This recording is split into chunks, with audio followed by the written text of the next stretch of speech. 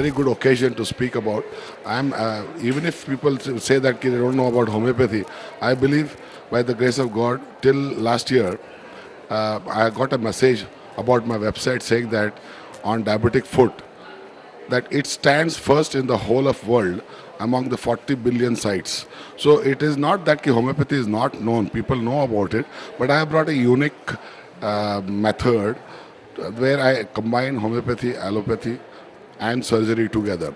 Allopathy means very occasionally, but most of the time and every time insulin. I'm the only person possibly to tell in the world of homeopathy that homeopathy has no cure for diabetes mellitus, except stress-induced diabetes or gestational diabetes. For diabetes, I use only oral hypoglycemic agents or insulin. At the same time, homeopathy is the only medicine, which is the only science which can bring blood supply to the foot, specifically for the foot and not to the heart. I will answer you later on. So if homeopathy can bring blood supply to the foot, then only the other medicines can work, because the definition of gangrene says that homeopathy or allopathy, the definition is very common. Any loss of blood supply and the death of the tissue occurs with a bad smell, that is called as gangrene.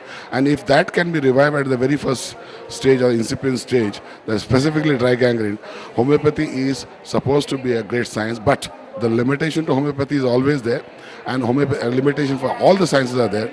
The unfortunate part is that we don't accept, we homeopaths, most of them don't accept the limitation, and that brings a downfall to the homeopathy. I believe if you combine homeopathy, allopathy and surgery, it brings a harmonious end to the ailment of most of the disease, which is called as incurable, specifically gangrene. People say that if you can treat gangrene, you can treat a dead body. I'm sorry to tell you that, because it is the death of the tissue, not of the human.